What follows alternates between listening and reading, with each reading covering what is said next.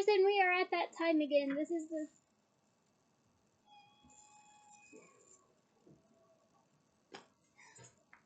Okay, come on.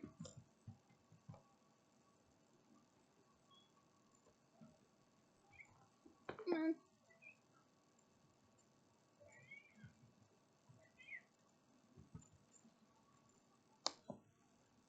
We have a cat cameo from Cat. Now, as I was saying, we are at that time again. We are on the second to last chapter. Just think, 2 weeks from now we begin Deathly Hallows. Can you believe that? But onto today's chapter, shall we? Chapter 29, The Phoenix Lament. So personally, I would prefer the Lament of the Phoenix, or Fox's Lament, something along those lines. Just to be honest with you guys. But anyway, onto the chapter. Harry. No. You can't stay here, Harry. Come on now. No. He did not want to leave Dumbledore's side. He did not want to move anywhere. Hagrid's hand on his shoulder was trembling. Then another voice said, Harry, come on.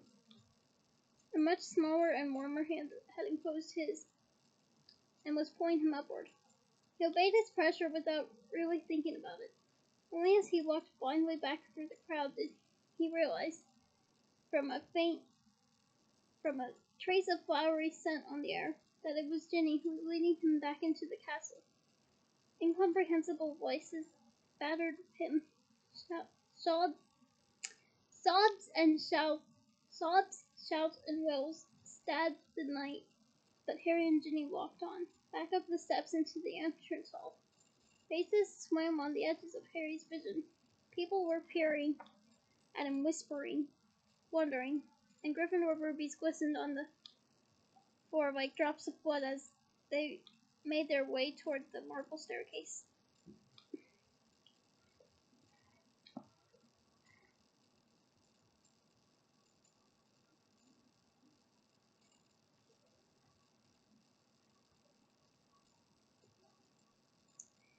We're going to the hospital wing, said Ginny. I'm not hurt, said Harry. It's McGonagall's orders, said Ginny. Everyone's up there. Ron, Hermione, Lupin, and everyone. Beard stared in Harry's chest again. He had forgotten the inert figures he had left behind. Ginny, who else is dead? Rory, none of us. Well, not yet anyway. Newcomers, you're gonna have to wait. Advanced Potterheads, you know exactly what I mean by this. Hi, Taz.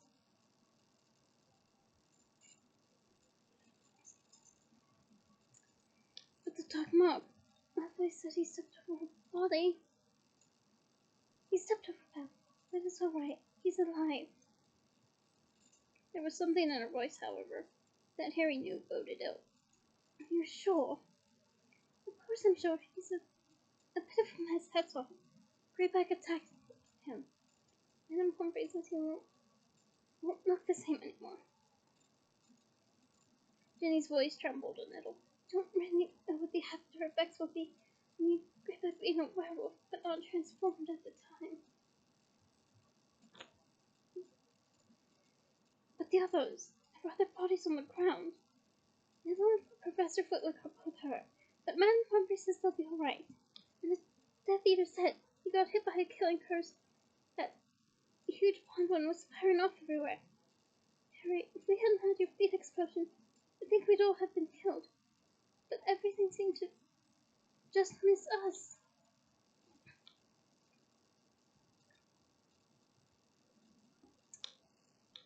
They had reached the hospital wing. Pushing open the doors, Harry saw Neville lying, apparently asleep, in a bed near the door. Ron, Hermione, Luna, Tonks, and Lupin were gathered around another bed near the far end of the ward. At the sound of the doors opening, they all looked up. Hermione ran to Harry and hugged him. Lupin moved forward too, looking anxious. Are you all right, Harry? I'm fine. How's Belle? Nobody answered. Harry looked over Hermione's shoulder and saw an unrecognizable face lying on Bill's pillow, so badly slashed and ripped that he looked grotesque. Madame Pomfrey was dabbing at his wounds with some harsh-smelling green ointment. Ugh. Wouldn't want to be around that ointment, then.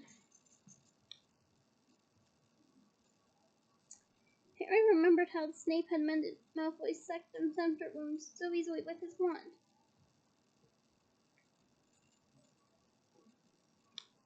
"Can't you fix them with a charm or something?" he asked the matron. "No charm will work on these," said Madame Pomfrey. "I've tried everything I know, but there is no cure for werewolf bites."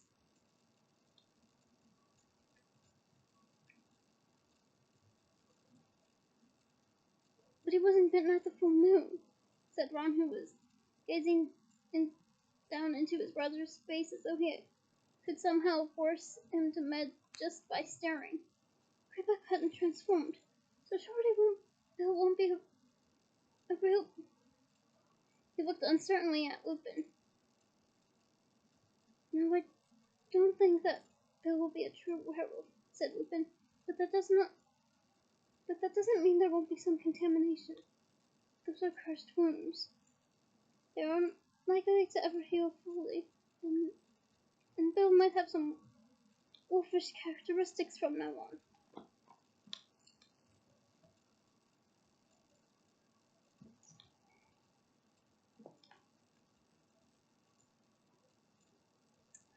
"Dumbledore might know something that'd work, though," Ron said. "Where is he? Who fought those maniacs on Dumbledore's orders? Bill owes him. Dumbledore owes him. You can't leave him in state." "Dumbledore's dead," said Ginny. "No." Lupin looked wildly from Ginny to Harry, as though hoping the latter might contradict her. But when Harry did not, Lupin collapsed into a chair beside Bill's bed, his hands over his face. Harry had never seen Lupin lose control before. He felt as though he was intruding upon something private, indecent. He turned away and caught Ron's eye instead, exchanging in silence a look that confirmed what Ginny said. "How did he die?" whispered Tonks. "How did it happen?" "Snape killed him," said Harry. "I was there. I saw it. We arrived back on the Astronomy Tower because that's where the mark was. Dumbledore was ill. He was weak, but I think he realized it was a trap when he heard footsteps running up the stairs. He immobilized me. I couldn't do anything. I was under the invisibility cloak. And then Malfoy came through the door and disarmed him." Hermione clapped her hands to her mouth, and Ron groaned, when his mouth trembled. Aw, hugs for everyone involved in this situation.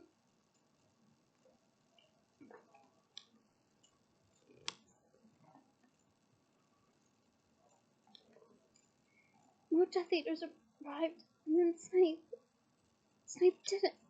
The Avada Kedavra. Harry couldn't go on. Madame Pomfrey burst into tears. Nobody paid her any attention except Ginny, who whispered, "Shh, listen." Gulping, Madame Pomfrey pressed her fingers to her mouth, her eyes wide. Somewhere out in the darkness was a faint Nick singing in a way Harry never heard before, a stricken lament of terrible beauty. And Harry felt as he had felt about Phoenix Song before, that the music was inside him, not without. It was his own grief turned magically to song that echoed across the ground and through the castle windows.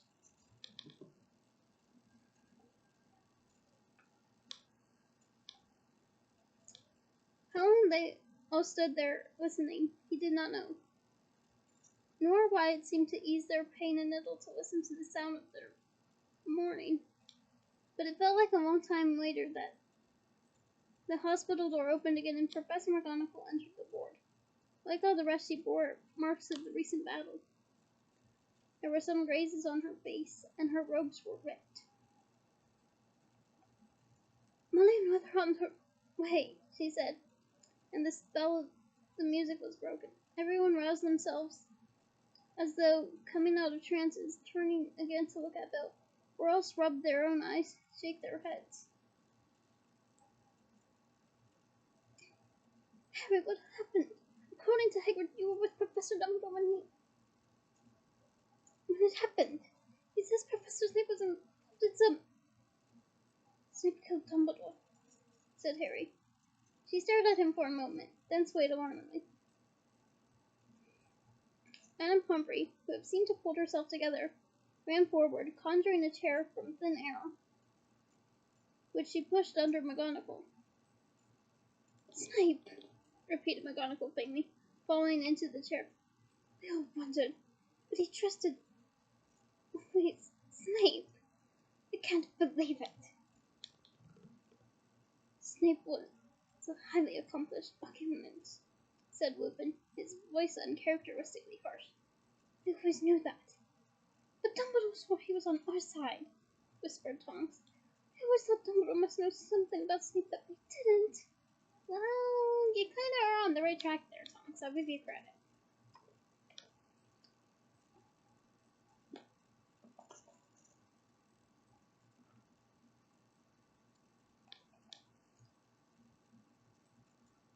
He always hinted that he had an ironclad reason for trusting Snape, muttered Professor McGonagall, now dabbing at the corners of her blinking eyes with a tartan-edged handkerchief. I mean, with Snape's history, of course, people were bound to wonder. But Dumbledore told me explicitly that Snape's repentance was absolutely genuine. I didn't hear a word against him.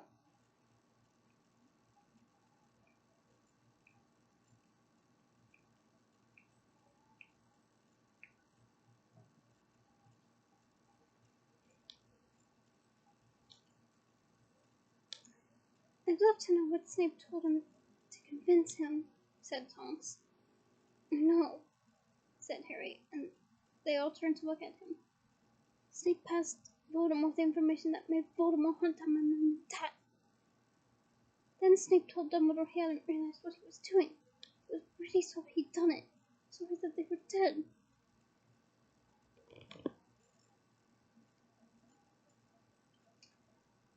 They all stared at him. And Dumbledore believed that, said Lupin incredulously. Dumbledore believed Snape was sorry James was dead. Snape hated James. And he didn't think my mother was worth much either, said Harry, because she was Muggle-born. Mudblood, he called her. Nobody asked how Harry knew this. All of them seemed to be lost in a horrified shock, trying to digest the monstrous truth of what happened. This is all my fault, said Professor McGonagall suddenly. She looked disoriented, twisting her red handkerchief in her hands. My fault. I sent Phineas to fetch Snape tonight. I actually sent for him to come and help us. If I hadn't alerted Snape to what was going on, he might have never joined forces with the Death Eaters. I don't think he knew they were there before Phineas told him. I don't think he knew they were coming. It isn't your fault, never, said Lupin firmly. We all wanted more help. We were glad to think Snape was on his way. So when he arrived at the fight, he joined in on the Death Eater's side, asked Harry, who wanted every detail of Snape's stupidity?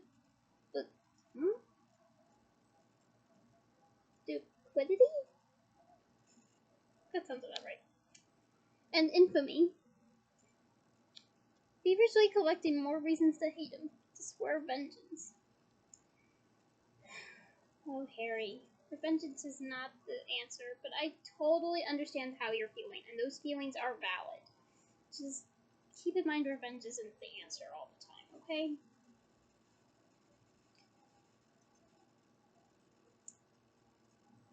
I don't know exactly how it happened, said Professor McGonagall distractedly. It's all so confusing. Dumbledore told us that he would be leaving school for a few hours, and that we were to patrol the quarters just in case. Remus, Pill, and Fedora were to join us, and so we patrolled. Don't call her Nymphadora. Sorry, I just had to bring that up. It's a little bit of a light moment in this chapter. All seemed quiet. Every secret passageway out of the school was covered. We knew nobody could fly, and there were powerful enchantments on every entrance into the castle. I still don't know how the Death Eaters can possibly have entered. I do, said Harry, and he explained briefly about the pair of vanishing cabinets and the magical pathway they formed. So they got in through the room of requirement. Almost against his will, he glanced from Ron to Hermione. Both of them looked devastated. "You must stop, Harry," said Ron weakly. "We did like you told us. We checked the Marauder's map and we couldn't see Malfoy on it, so we thought he must be in the room of requirement. So me, Ginny, and Neville went to keep watch on it. But Malfoy got past us. He came out of the room about an hour after we started keeping watch," said Ginny. "He was on his own, clutching that awful shriveled arm."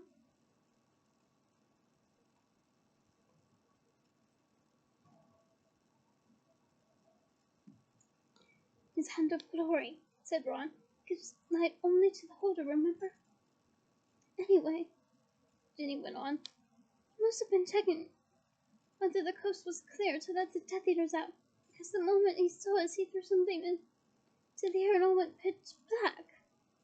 "Proving instant darkness powder," said Ron bitterly. "Fred and George's. I'm going to be having a word with them about who they let buy their products." "We tried everything, almost. Incendio," said Ginny.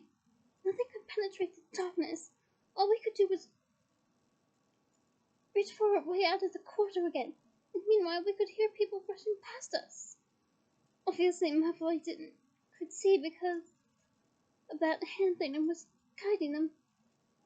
But we didn't dare use any curses or anything in case we hit each other. And by the time we reached a corridor that was light, they'd gone." "Luckily," said Lupin hoarsely, "Ron, Ginny, and Neville ran into us almost immediately and told us what happened. We found the Death Eaters minutes later heading in the direction of the Astronomy Tower. Malfoy obviously hadn't expected more people to be on watch. He seemed to have exhausted his supply of darkness powder at any rate. A fight broke out. They scattered and we gave chase. One of them, Gibbon, broke away and headed up the tower stairs." "Is that of Mark?" asked Harry. "He must have done, yes. They must have arranged that before they left the room of requirement," said Lupin. "But I don't think Gibbon liked the idea of waiting up there alone for Dumbledore, because he came running back downstairs to rejoin the fight, and was hit by a killing curse that just missed me." "So if Ron was watching the room of requirement with Ginny and Neville," said Harry, turning to Hermione, "were you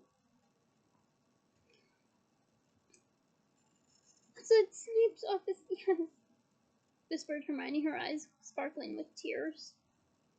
"With Luna. We hung around for ages outside it, and nothing happened. We didn't know what was going on upstairs. Ron had taken the map. It was nearly midnight when Professor Flitwick came sprinting down into the dungeons. He was shouting about the Death Eaters in the castle. I don't think he really registered that Luna and I were in there at all. He just burst his way into Snape's office, and we heard him saying that Snape had to go back with him and help. Then we heard a loud thump and Snape came hurtling out of his room. He saw us and... "What?" Harry urged her. "It was so stupid, Harry,"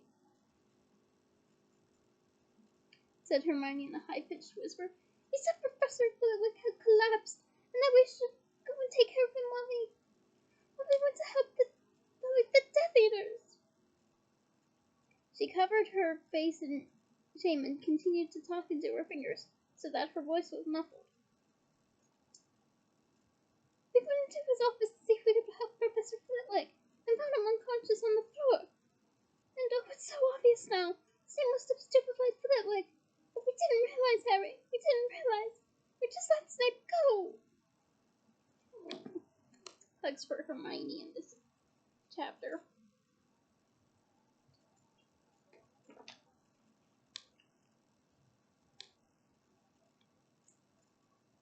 It's not your fault, said Lupin firmly. Hermione, had you not obeyed Snape and got out of the way, he probably would have killed you and Luna. So then he came upstairs, said Harry, who was watching Snape running up the marble staircase in his mind's eye, his black robe spilling behind him as ever. Pulling his wand from under his cloak as he ascended, and we found the place where you all were fighting.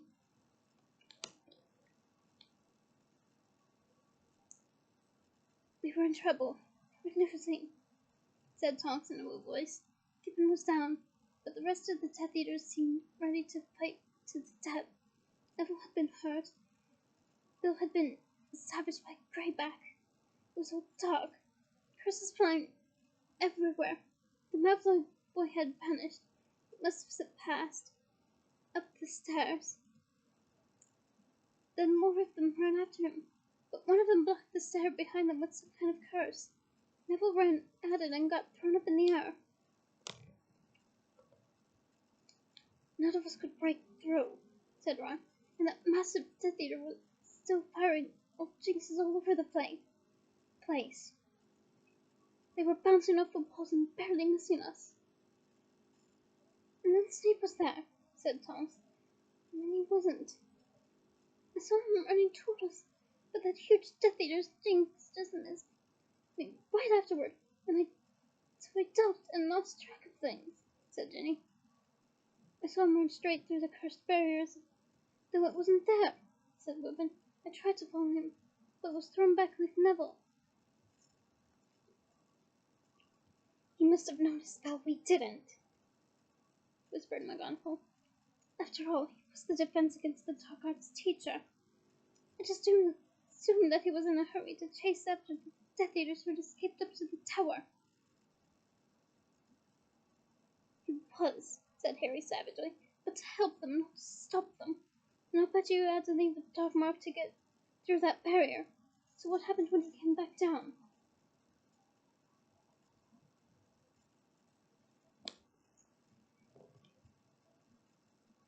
Well, the big Death Eater had just fired off a hex that caused half the ceiling to fold in, and also broke the curse blocking the stairs, said Lupin.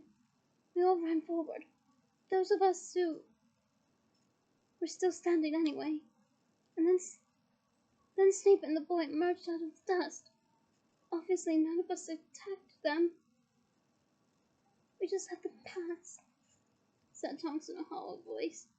We thought they were being chased by the Death Eaters. And next thing, the other Death Eaters and Greyback were back. Then we were fighting again.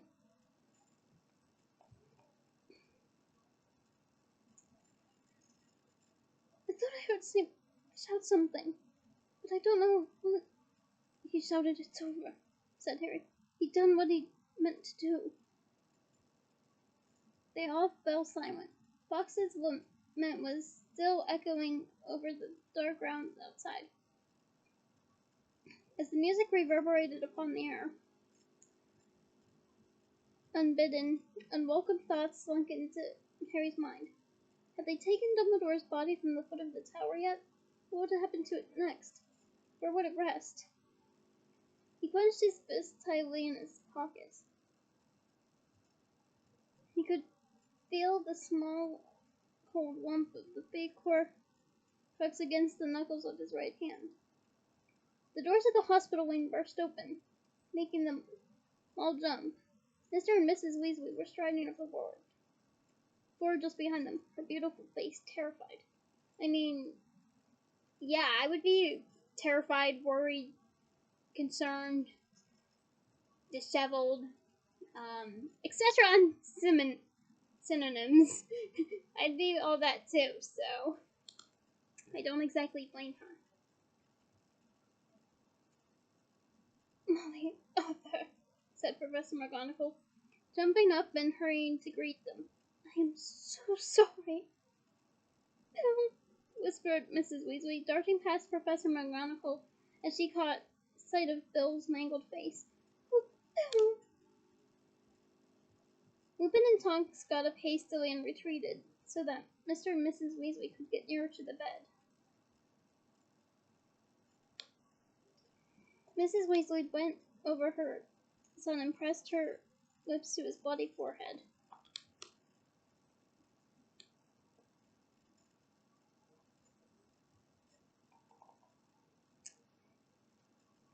You said Greyback attacked him? Mr. Weasley asked Professor McGonagall distractedly. But he hadn't transformed. So what does that mean? What happened to Bill? We don't know yet, said Professor McGonagall, looking helplessly at Lupin. There will probably be some contamination, Arthur, said Lupin. It's an odd case, possibly unique. We don't know what his behavior might be like when he awakens. Mrs. Weasley took the nasty-smelling ointment from Madame Pomfrey and began dabbing at Bill's wounds. And Dumbledore, said Mr. Weasley. Minerva, is it true? Is he really? As Professor McGonagall nodded, Harry felt Ginny move beside him and looked at her. Her slightly narrowed eyes were fixed upon Fleur, who was gazing down at Bill with a frozen expression on her face. That would be the freeze trauma response that I mentioned last week.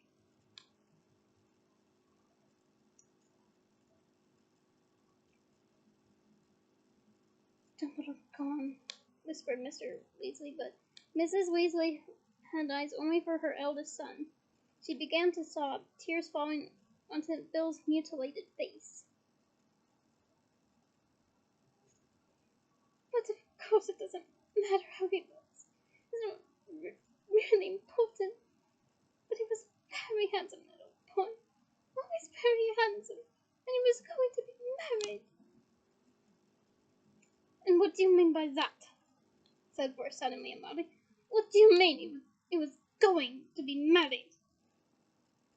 Again, I really hope I do her justifiably because, one, I know French, and two, I love Fleur's character, especially in this moment. So I really hope I'm doing it justifiably. If I'm not, I'm sorry, but Coleman's Posey definitely needed more screen time. Anyway, onto this moment, because again, it's my favorite Fleur moment. Mrs. Weasley raised her tear-stained face, looking startled. Only that. You think Bill will not wish to marry me anymore? Demanded Fleur. You think, because of these bites, he will not love me? No, that's not what I... Because he will, said Fleur, drawing herself up to her full height and throwing back her long mane of silver hair. Well, not silver, but, you know.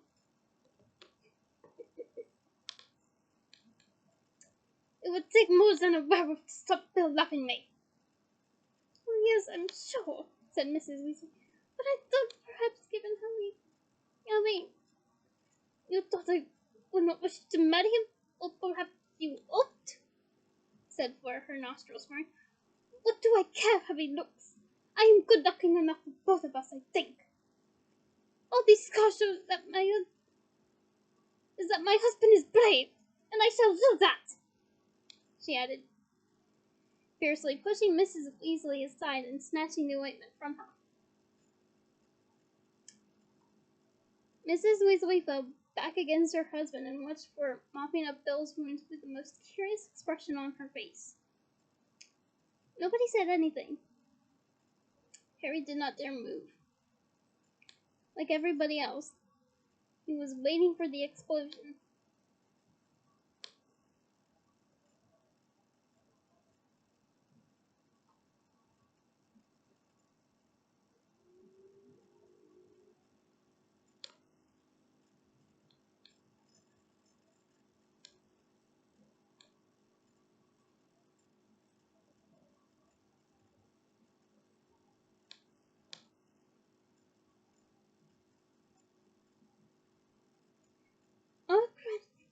Auntie Muriel, said Mrs. Weasley after a long pause. That's why there was silence to illustrate that long pause. Has a very beautiful tiara, goblin made, which I am sure I could persuade her to lend you for the wedding. She's very fond of Bill, you know, and it would look lovely with your hair. Thank you, said Fleur stiffly. I am sure that would be lovely. Although I do wish, you know what, yeah, we're gonna reread that because I want more authenticity. I must say, said Fleur stiffly, I am sure that would be lovely. I think that's more fitting for Fleur. And then Harry did not quite see how it happened. Both women were crying and hugging each other, completely bewildered, wondering whether the world had gone mad. He turned around. Ron looked as stunned as he felt, and both Ginny and Hermione were exchanging startled looks. You see, said a strange voice. Tonks was glaring at Lupin. She still wants to marry him, even though he's been bitten. She doesn't care. It's different, said Lupin, barely moving his lips and looking suddenly tense. No, Lupin, it's not different. I'm siding with Tonks on this one.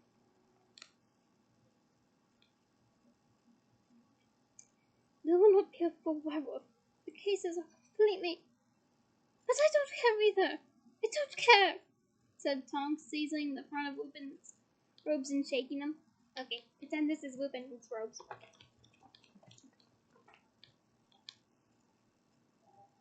Because, I don't think Taz would appreciate being shook like that.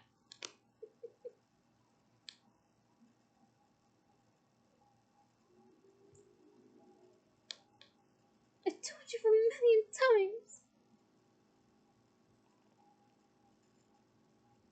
And the meaning of Tonks's Patronus in her mouse-covered hair.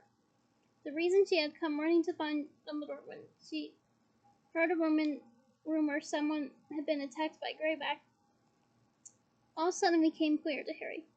It had not been Sirius that Tonks had fallen in love with after all. And I've told you a million times, said Lupin, refusing to meet her eyes, staring at the floor. And I am too old for you. Too poor. Too dangerous.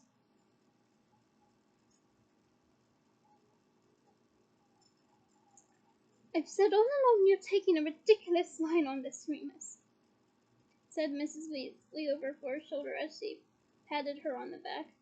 I'm not being ridiculous, said Lupin steadily. Tonks deserves somebody young and whole.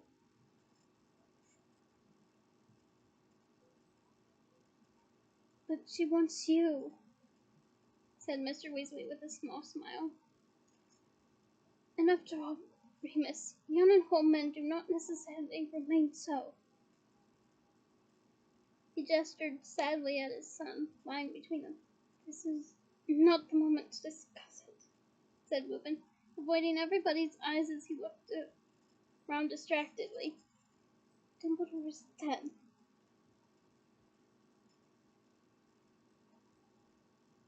Dumbledore would have been happier than anybody to think that there was a little more love in the world, said Professor McGonagall curtly, just as the hospital doors opened again and Hagrid walked in.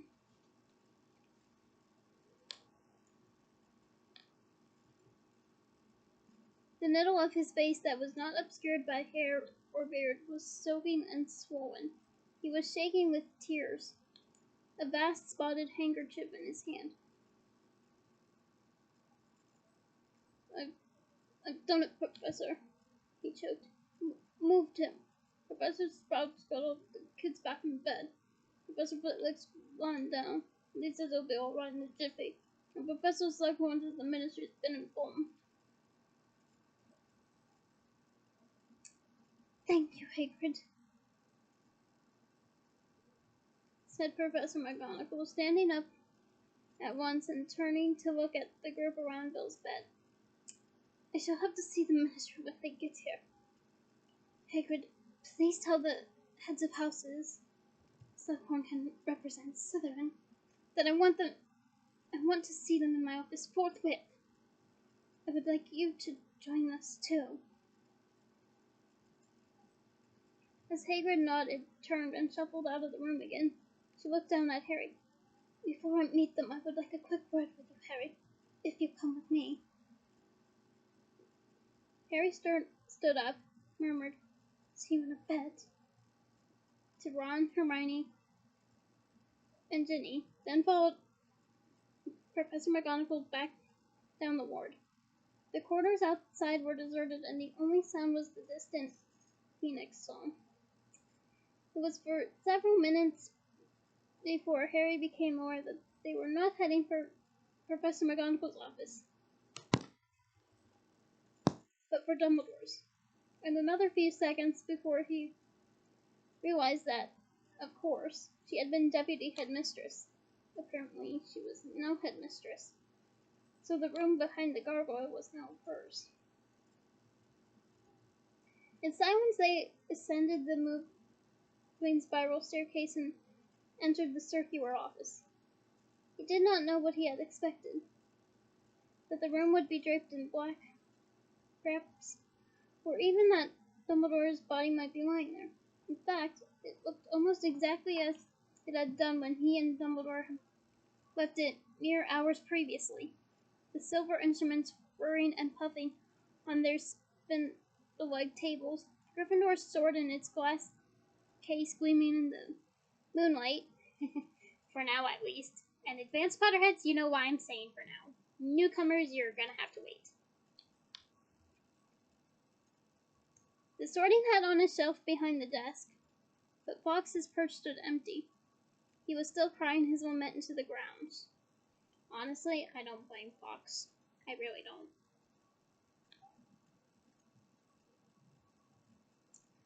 And a new portrait had joined the ranks of the dead headmasters and headmistresses of Hogwarts. Dumbledore was slumbering in a golden frame over the desk, his half-moon spectacles perched upon his crooked nose, looking peaceful and untroubled. After glancing once at his portrait, Professor McGonagall made an odd movement as though steeling herself, then rounded the desk to look at Harry, her face taut and lined.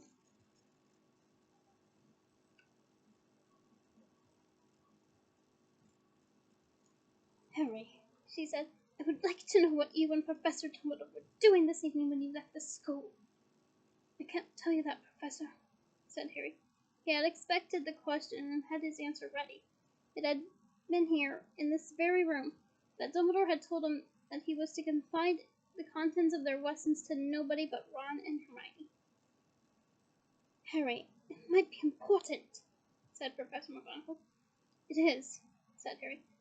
"Very, but he didn't want me to tell anyone." Professor McGonagall glared at him. "Potter."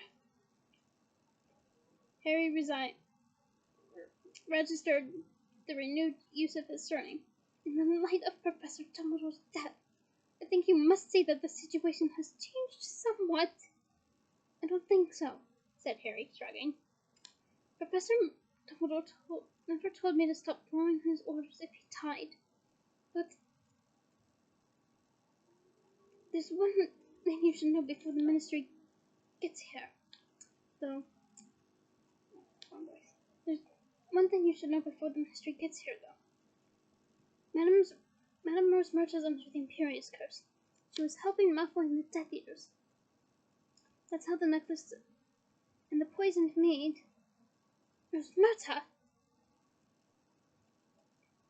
said Professor McGonagall incredulously. But before she could go on, there was a knock on the door behind them, and Professors Sprout, Flitwick, and Slughorn trapseized into the room, followed by Hagrid, who was still weeping copiously, his huge frame trembling with grief.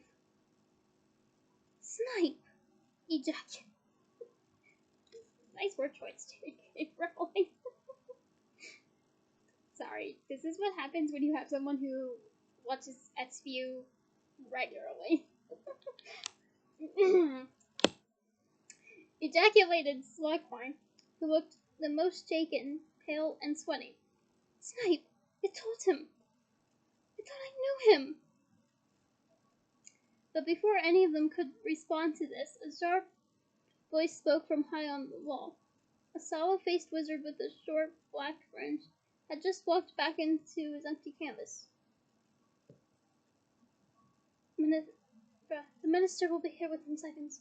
He has just separated from the ministry. Thank you, Everard, said Professor McGonagall, and she turned quickly to her teachers. I want to talk about what happens to Hogwarts before he gets here, she said quickly. Personally, I am not convinced that the school should reopen next year. The death of the headmaster at the hands of one of our colleagues is a terrible stain upon Hogwarts history. It is horrible.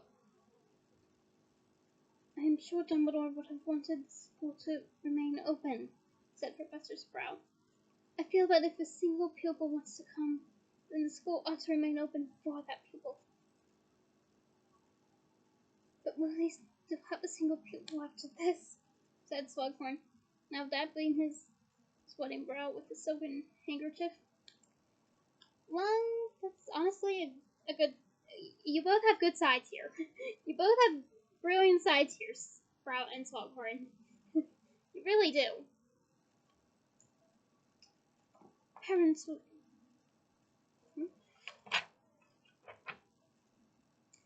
will students pay tribute. It's fitting. You can arrange transport home afterward. Seconded, barked Professor Sprout. Okay. I suppose... Yes, said Slughorn in a rather agitated voice, while Hagrid let out a strangled sob of assent. He's coming, said Professor McGonagall suddenly, gazing down into the grounds. The minister, and by the looks of it, he's brought a delegation.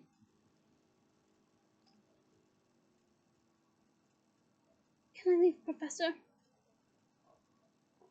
Said Harry at once.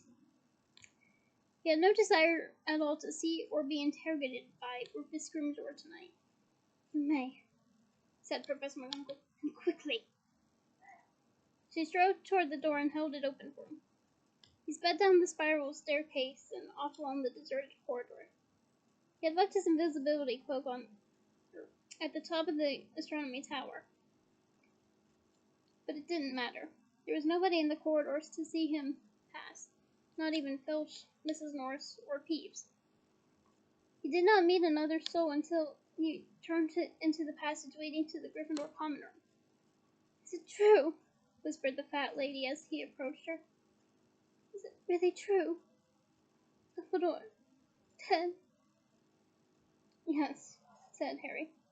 She let out a wail, which I will not attempt, because I do not want to startle Taz. And without waiting for the password, swung forward to admit him. As Harry had suspected it would be, the common room was jam-packed. Anxiety nightmare. The room fell silent as he climbed through the portrait hole. He saw Dean and Seamus sitting in a group nearby.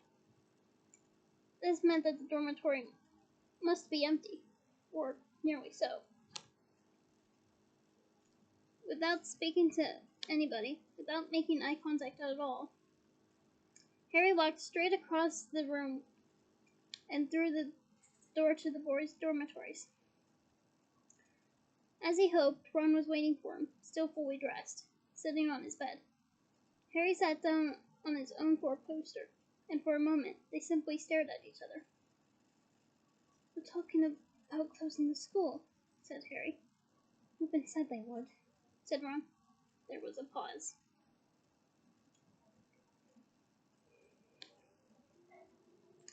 So, said Ron in a very low voice, as though he thought the furniture might be listening in. Did you find one? Did you get it? A Horcrux? Harry shook his head. All that had taken place around that black lake seemed like an old nightmare now. It really happened and only hours ago? You didn't get it, said Ron, looking crestfallen. It wasn't there. No, said Harry. Someone had already taken it, and left a fake in its place. Already taken? Wordlessly, Harry pulled the fake locket from his pocket, opened it, and passed it to Ron. The full story could wait. It didn't matter tonight. Nothing mattered except the end. The end of their pointless adventure. The end of Dumbledore's life. R.I.B., whispered Ron. But who was that?